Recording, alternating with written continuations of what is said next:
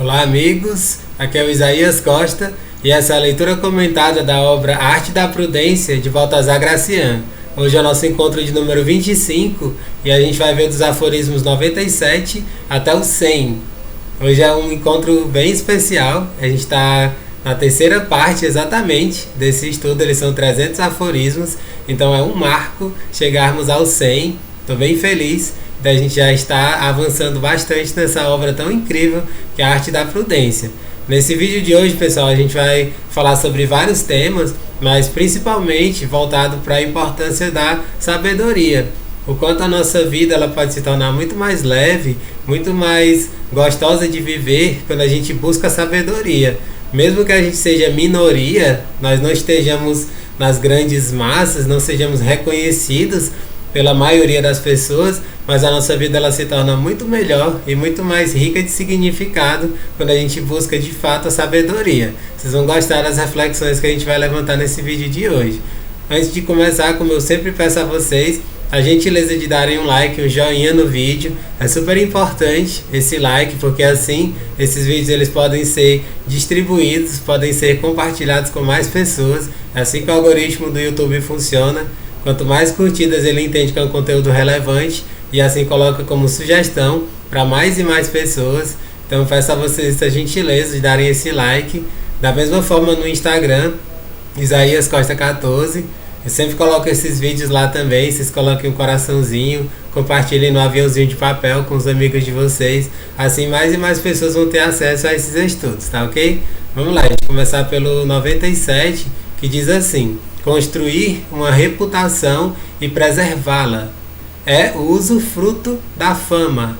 É cara, pois nasce da eminência, que é tão rara quanto comum é a mediocridade.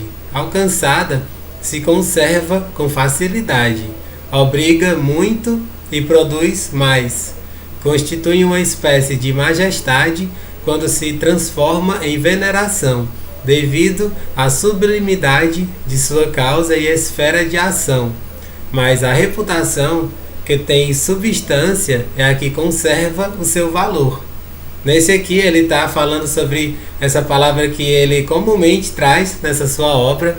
Eu já falei aqui dos aforismos anteriores, em vários desses aforismos ele traz essa ideia de reputação.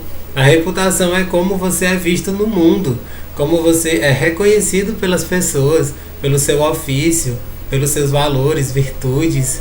A reputação é algo que ela pode ser mais sólida ou ela é algo que pode ser muito frágil. Então, pessoas que têm essa reputação muito fragilizada, elas às vezes acabam sendo menosprezadas, caindo no ostracismo. E aqui ele está falando como é que você pode construir e preservar a sua reputação. Aqui, gente, eu estava me lembrando, né? Eu gosto sempre de trazer exemplos para que fique mais fácil de entender, mais claro. Aqui ele está falando que quando você tem essa substância, né? Ele diz a reputação que tem substância é a que conserva o seu valor.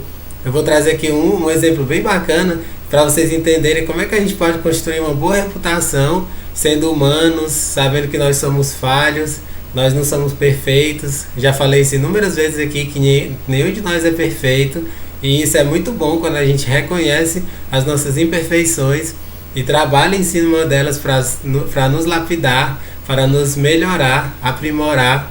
E aí esse exemplo, gente, é da querida Monja Coen. A Monja Coen ela é uma pessoa famosa, né? Eu quis trazer esse exemplo até porque ele fala desse usufruto da fama, bem no comecinho desse aforismo.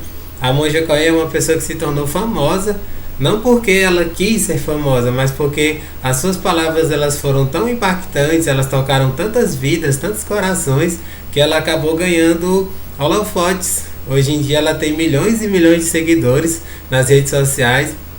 Ela tem a sua agenda lotada de tantos compromissos, de tantas lives para fazer, né, de palestras para oferecer. Ela é uma pessoa incrível, gente. E é uma das coisas que eu acho bem legal, que faz com que ela preserve a sua reputação, é que ela diz que ela é uma pessoa comum, como todas as outras.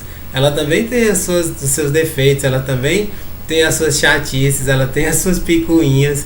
E aí pessoas que convivem mais de perto com ela sabe que ela não é perfeita, sabe que ela tem seus defeitos. E quando a gente reconhece isso publicamente, ela fala isso constantemente nas lives, nos programas que ela faz. Ela diz isso assim com toda tranquilidade, com toda serenidade do mundo. E isso faz com que ela seja preservada, a sua reputação, porque ela não se coloca num patamar elevado, acima dos outros, alguém intocável. Não, muito pelo contrário. Uma das falas dela que eu acho incrível, eu quero reproduzir aqui, é quando ela comenta sobre a sua filha. Ela tem uma filha assim que não tem uma diferença de idade tão grande assim. Ela ainda era adolescente quando teve a sua filha. E aí ela comumente falava: mãe, que bom que a senhora medita, porque se a senhora não meditasse, ninguém lhe aguentava, ninguém suportaria conviver com a senhora. Ou seja, ela fala isso até brincando, assim, dando risadas, né? Porque ela sabe que no dia a dia, no convívio, todos nós temos as nossas chatices. Nenhum de nós é essa pessoa maravilhosa, perfeita. Às vezes as pessoas elas colocam isso nas redes sociais, uma falsa imagem de perfeição, de sublimidade, sendo que é falso, não reflete a realidade. Então, eu acho muito bacana isso e transferir até para a minha própria vida, né? Que nenhum de vocês que estejam me assistindo criem falsas fantasias a meu respeito, porque eu também, assim como a Monja Coen, tenho um monte de defeitos, tenho um monte de chatices. Quem convive de perto comigo sabe que não é essa coisa tão maravilhosa como poderia ser, né? E aí é por isso que a gente busca o autoconhecimento, é por isso que a gente busca se desenvolver nessa arte da prudência, desenvolvendo virtudes. A meu ver, essa é a melhor forma de você construir uma reputação e preservar. É você se colocar como um ser humano, como todos os outros, que tem falhas, que tem erros, mas que busca melhorias, que você busca aprimoramentos constantes. Se você erra, se você, enfim, falha com alguém, magoa uma pessoa, você pede desculpas. Se você falou alguma coisa indevida, você se retrata e diz: pois é, gente, eu pisei na bola mesmo. E assim a gente vai seguindo a vida, né? As pessoas que às vezes perdem completamente a sua reputação, elas o perdem por orgulho, por prepotência, por errarem e não admitirem os seus erros. Então, que fica essa lição, que fica essa baita reflexão de sabedoria, que a gente saiba reconhecer os nossos erros. Se a gente fez alguma coisa que foi falha, reconhecer, não cometer o mesmo erro de novo. Como eu já falei no vídeo anterior dos erros inéditos, que a gente só admita os erros inéditos, aquilo que a gente erra por desconhecimento, por ignorância, no mais primário da palavra, no mais original da palavra, que é a ignorância de ignorar algo que você não sabe. Quando a gente tem essa postura, a gente consegue preservar a nossa reputação, tá ok? Vamos lá para o 98, diz assim: cifrar as intenções. As paixões são os reflexos do espírito. A arte mais prática está na dissimulação. Aquele que mostra as cartas arrisca-se a perder. Que a cautela e a reserva concorram com a atenção. Quando o oponente analisa seu raciocínio como um lince, oculte o seu interior como uma lula. Que ninguém descubra as suas predileções, para que não as prevejam, nem para contradizê-las, e nem para lisonjeá-las. Ou seja, aqui ele está falando que a gente precisa ter as nossas intenções, e as pessoas elas não precisam saber, tintim por tintim, quais são essas nossas intenções, porque isso não vem ao caso, não precisa, isso não é o mais importante, né? E aqui é uma das coisas que eu queria trazer como reflexão dessas intenções, é que quando você fala com muita clareza quais são as suas intenções, né? Essa questão de você não ter que esconder nada, você consegue assim, realmente pessoas que lhe admirem. E aí é uma coisa que às vezes que vem como consequência, também são as pessoas que acabam lhe odiando, né? Porque quando você faz um esforço para ser você mesmo, você cria admiradores, você cria grandes seguidores, mas você também cria haters, as pessoas que lhe odeiam, porque elas não conseguem admitir, né, que você seja você mesmo.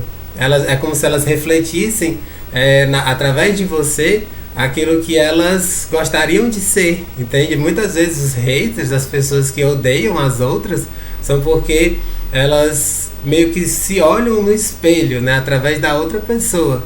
Elas refletem aquilo que elas não conseguem ser, aquilo que elas não conseguem fazer. E aí quando ele fala disso aqui, dessa cautela, né, que a cautela e a reserva concorram com a atenção.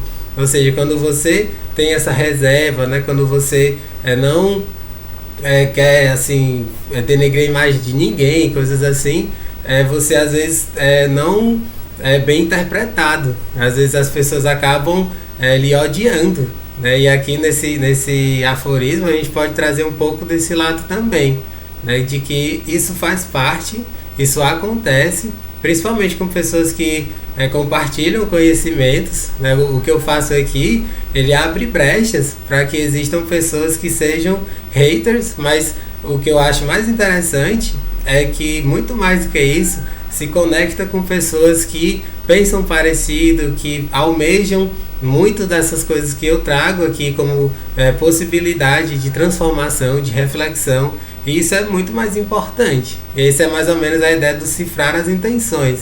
Esse cifrar vem dessa linguagem mais monetária, né, de você colocar na mesa assim, os valores e você acreditar neles. Né? Eu acredito nos meus valores, nos meus princípios, coloco a mesa, coloco aqui de forma bem aberta, sabendo que vai agradar a uns e desagradar a outros. E tá tudo certo. É assim mesmo que acontece.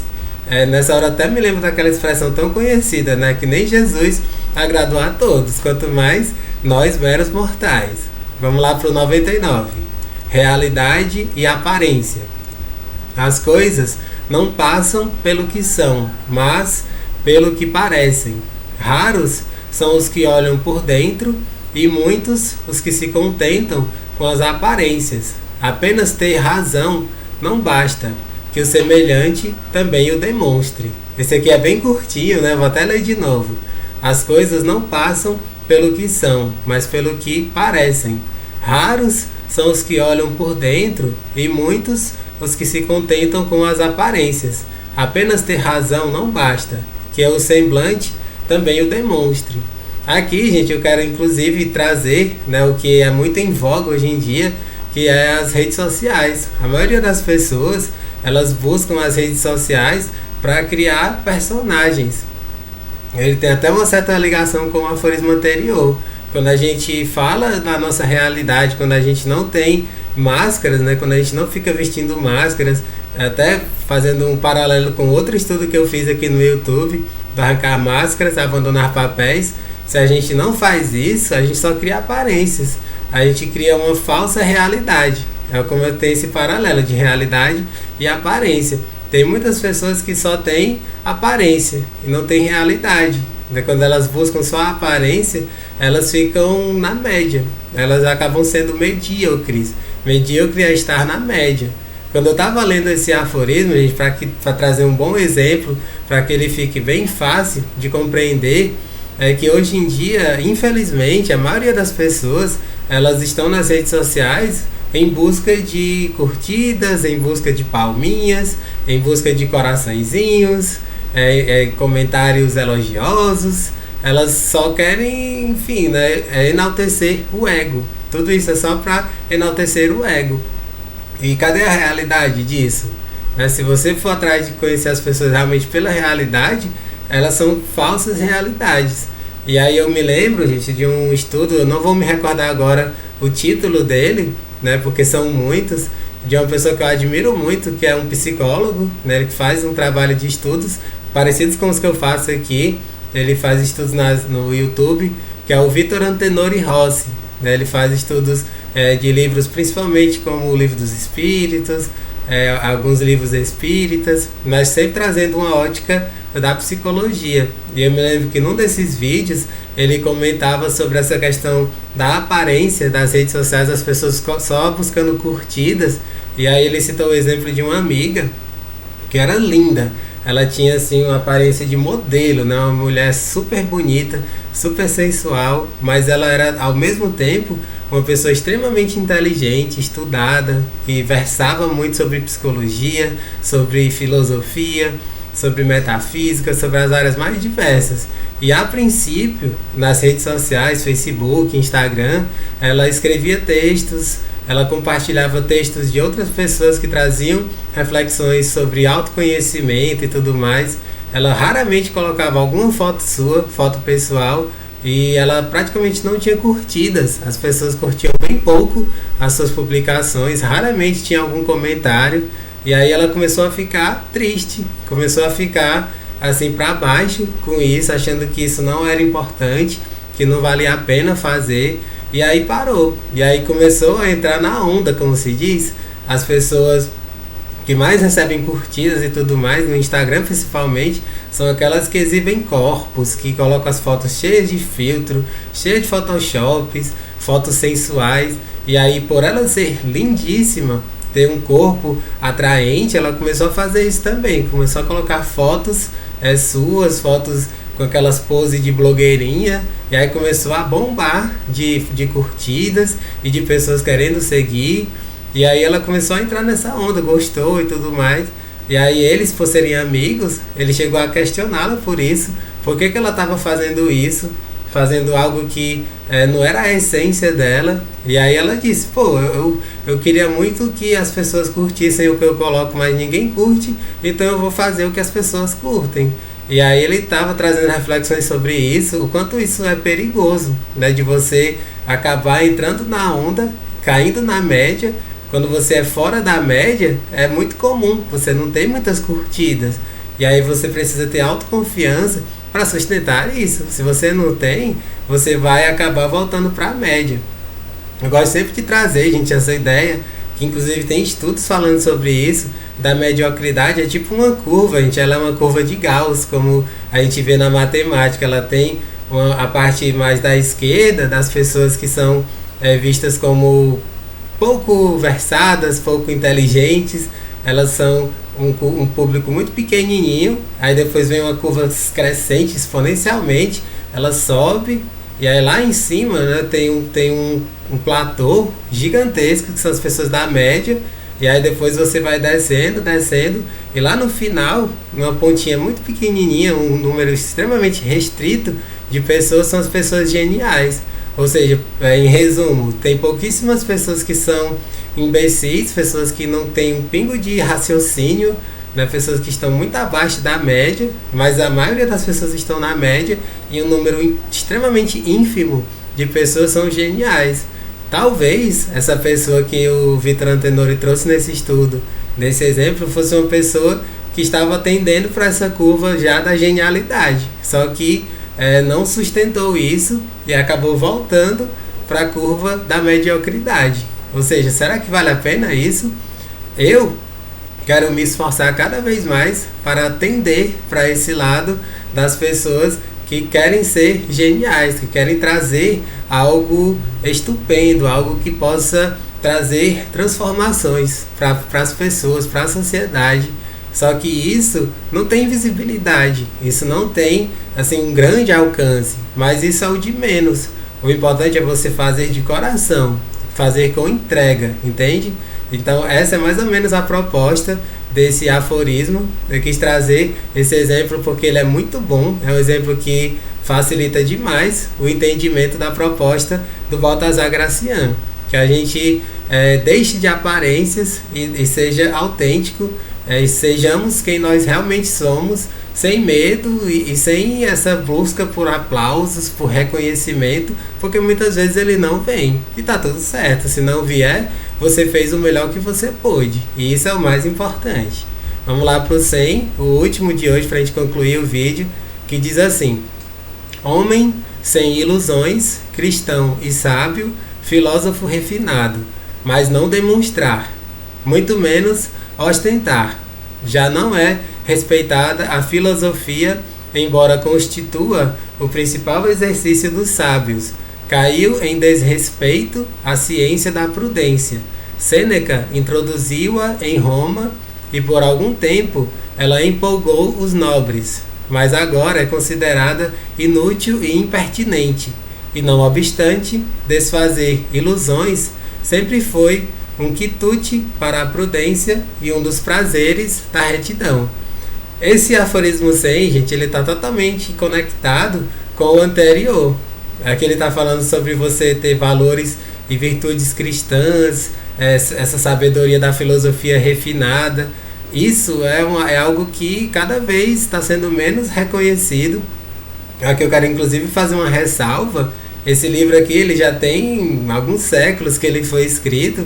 Nessa época certamente era muito verdadeiro o que ele está colocando aqui, mas eu sinto, gente, que aos pouquinhos essa realidade está mudando. Hoje em dia tem muitas pessoas que estão buscando mais a filosofia, buscando mais o autoconhecimento, a psicologia, terapias, tudo isso que possa trazer melhorias para o ser, né? Aos pouquinhos, eu acho que muito por conta da pandemia, tem mais pessoas que estão nesse caminhar, nessa busca. Então não é algo mais tão extremo, né, das pessoas não serem reconhecidas por essa busca, né, dessa filosofia refinada, desses valores cristãos, ideais, porque isso se encaixa perfeitamente nesse contexto dessa época. Hoje, infelizmente, ainda é muito assim. As pessoas que realmente buscam esse autoconhecimento, essa transformação de vida, né, e levar isso para outras pessoas, elas não têm muito reconhecimento. Mas você não se importar com isso, porque quem busca a prudência pelo próprio movimento, porque quer ser melhor, quer se tornar alguém mais sábio.